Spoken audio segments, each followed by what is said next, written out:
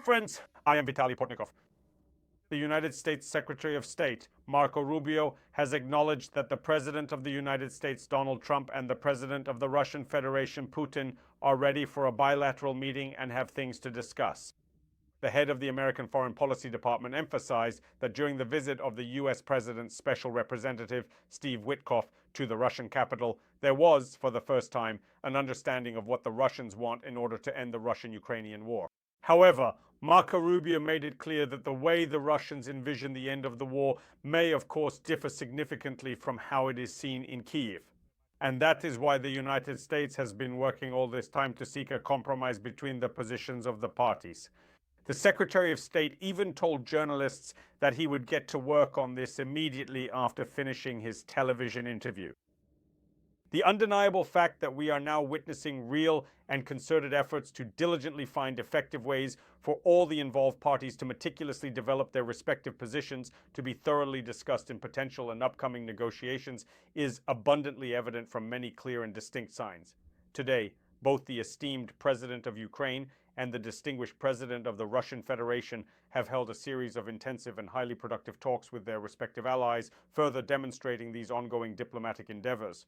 And, of course, such a number of conversations, Volodymyr Zelensky spoke with a whole group of Western leaders, while Russian President Putin spoke with the head of the People's Republic of China, Xi Jinping, Indian Prime Minister Narendra Modi, and the leaders of former Soviet republics, may also indicate a search for positions that can be defended internationally with the support of these very allies. It is also quite interesting that both President Zelensky and President Putin spoke today with the same person, the President of the Republic of South Africa, Cyril Ramaphosa. First, he had a conversation with Putin and later with Zelensky. Ramaphosa is one of the few leaders who can simultaneously speak with the leaders of both warring countries. And the fact that after his conversation with Putin, he contacted Zelensky also indicates an attempt to find certain diplomatic opportunities to coordinate positions between Moscow and Kyiv against the backdrop of a possible meeting between the presidents of the United States and the Russian Federation. Even after Rubio's confirmation, we still don't know whether this meeting will take place, because it is obvious that the President of the United States, Donald Trump, will agree to it only if it truly brings some concrete result that will allow the American president not only to feel like a peacemaker, but also to appear as one in the eyes of the global public and his own fellow citizens. And for that, any serious concessions to Russia, which would not be accepted either by Ukraine or by the European public's vision of how this war should end, are definitely not acceptable for Trump or for other politicians who are currently working on a diplomatic solution to determine whether a ceasefire is even possible. The Ukrainian president also spoke about a ceasefire in his address, emphasizing that it was Russia who started this war, and it is Russia who must end it. Zelensky also stated that Russia must face reality. This is a fair observation because we do not know whether President Putin lives in reality or if he still believes that a war of attrition, no matter how long it lasts, will bring him the result he planned back in February 2022, namely the occupation of the vast majority of Ukrainian territory and the transformation of the part that would not be occupied by Russian troops into a pro-Russian satellite state. But it is now clear that the Russo-Ukrainian war cannot end on such terms. So on what terms can it end? There is a lot of speculation here, which in my opinion is not so much real information as it is propaganda preparing for a possible diplomatic process. And that is why I would treat any information about what might be discussed at a meeting between the presidents of the United States and the Russian Federation, if it takes place, and what concessions might be made by Washington and by Moscow, with extreme caution. And we still do not know whether a trilateral summit between the presidents of the United States, Russia, and Ukraine will take place. President Trump said that President Putin does not necessarily have to meet with President Zelensky in order for a Russian-American summit to happen. This also effectively refutes the information that appeared in the media, citing sources in the White House, which claimed that if Putin wanted to meet with Trump, he would first have to meet with the Ukrainian president. This is yet another proof that until we hear statements from top officials, we shouldn't trust any information. So what do we actually know today?